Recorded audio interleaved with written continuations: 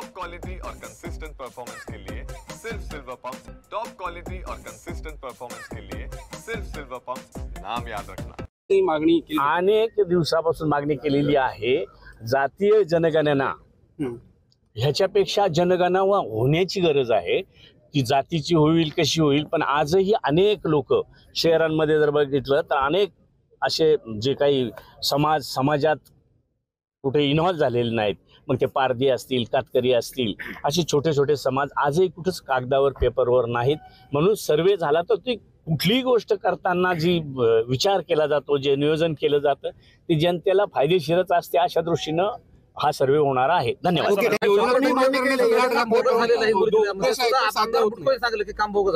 काय आता मी नाशिकमध्ये सांगितले हे तुम्ही ऐकलंय, मला वाटतंय का ती योजना केंद्रानं त्याचं डिझाईन केलं, राज्य आणि केंद्रानं मिळून एकत्र त्याचा तरतूद केली।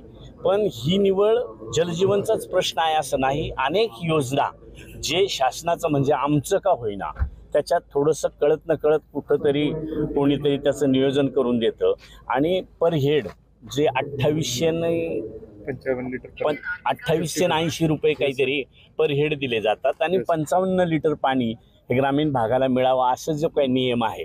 तर माझं तर नेहमीचीच मागणी एक असते किंवा आमची आमदार महोदयांची ताईंची अशी नेहमीच आमची मागणी एक असते का पर हेड म्हणलं तर हिशोब केला जातो।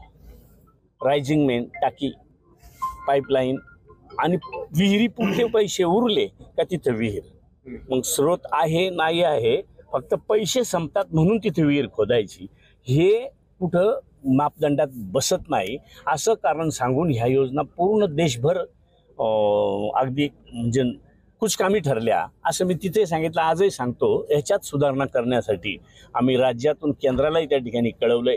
बऱ्याच लोकांचे पैसे देणं बाकी आहे।